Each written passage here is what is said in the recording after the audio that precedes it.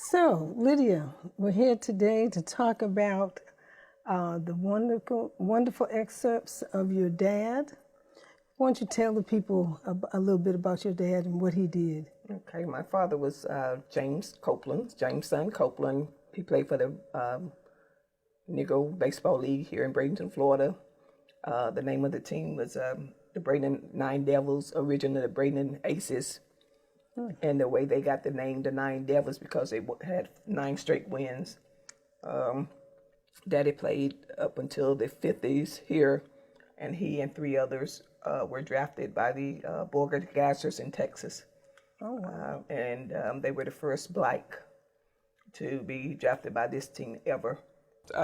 He said he was out on, they call it Sandlot. You know it's Sandlot. They were out in the projects there in town.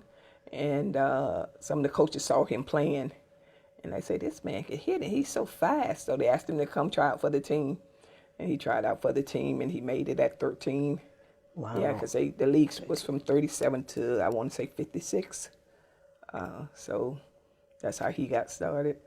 So when they went to play, were they compensated the same as the white players, or did they pay them less? They paid them much less. What happened, Daddy said they would get whatever the gate was, so they may get $8 a game, or they may get $30. When they got 30, they thought they was getting something. Whereas the white players, and even with that, when they went off to play, they had their bus, and they can stay in the hotels. Yeah, I remember seeing stories about that. So they had to sleep on the bus. They had to either sleep on the bus, or I know when they came to Bradenton here, they would have to put players up. Even after my daddy days, they would have to put players up in the homes of the Bish and the Christophers and the different people in the area, business area here in Bradenton. Pretty much all the Negro League players, when they went to different towns, they had people that they knew on. People that knew people, and that they would put them up. Put them up and cook for them and everything. Yeah. And if not, they would have to get on that bus and come back. And right after the game. Right after the game, because they wouldn't allow to eat in the restaurants either. When they went down to Miami to play, and after they beat this team, they had to run back to the bus because they were going to beat them. They were going to fight them.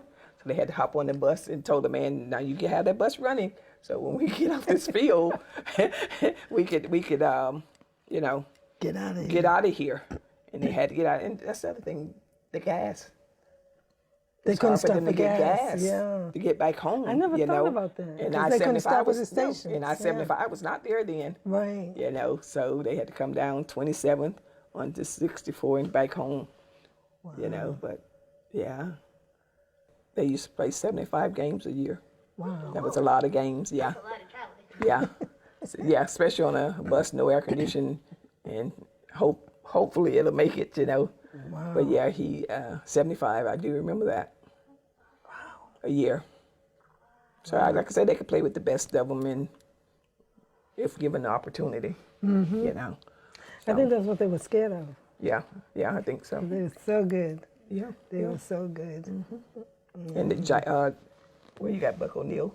Yeah, Daddy played with Buck O'Neill, and I just was reading on something with Buck O'Neill. They're getting ready finally to induct him to the Hall of Fame. Posthumously, is that what it's called? Posthumously. Yeah. Oh. Yeah. Well, that's because he was instrumental in doing the big Negro League, Negro League Museum. Mm-hmm. He was instrumental in getting that going. So he's from Sarasota too. Right? He's from Sarasota, He's from Florida. Sarasota. Yeah. Buck O'Neill. Yeah. So tell us a little bit about. I know just recently they were acknowledged in Bradenton. Tell a little bit about what happened that. Okay. The Marauders. They honored the Negro League baseball players. It was August, and so I was able to take Mr. Pascal with me. And so they put the highlight on him, and they had a big thing. They treated us real well, Some of the other people that were involved, but they were good. They honored them, and it's supposed to be a yearly thing now.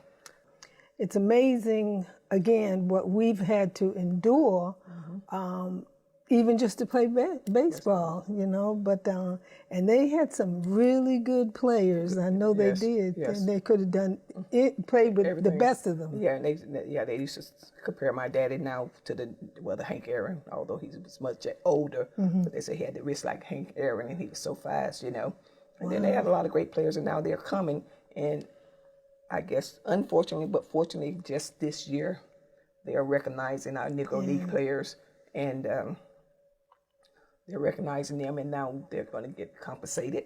Oh wow! Okay, and some of those records that they were breaking, the hidden records, the home runs and all that, now they're comparing them to the white players. Wow. So they're going to put them in the history book now, whereas up until this year, that was not going. So do you have any idea how many? I know, unfortunately, your father passed away Last year. And I know there was a few that. But are there? Do you have any idea how many of them are left now? Well, in my daddy team, there's only 2 left. There's Mr. Stan Fruitcake Stead. He's I think Mr. Fruitcake is turning 95 or 96, and then there's Mr. Pascal Morris Pascal, and he's, I think he told me the other 85, 87. But of their team, there's only 2. Wow. But I know there's 3. There's Mr. Robinson out of Calabasas, but. I think that'll do it. Again, I thank you. I thank your dad for what he did, and all the other gentlemen that were able to show that they could do as well, if not better, than anybody else. Yes, It's always yes. important to know that they, we had some really dynamite athletes that didn't get acknowledged the way they should have. But we thank God that it has come to a point where now we can. So. And Daddy would always say, "We paid for the love of the game." Yes, he did. Because the money wasn't getting it, but the love of the game kept us going. Yeah, You know. and it's good to be able to let other people know that we're here. Right. On the campus of State College of Florida. Yes. The Bradenton campus. And come visit us. We're open Tuesday, Wednesdays, and Thursdays from 10 to 4. And but I will come in at any time. If you request, I'll make time to come in and open up for someone to come in to visit us, to see the displays we have here and all our other displays. Yes, beautiful, So beautiful establishment. Yes. We love to tell our history and to show our history, and it's important for us to continue the history, because when we're gone, we want somebody else to know what happened before and going up. It's important for us to know where we came from, so we'll know where to go. So I appreciate you coming in and talking with us, and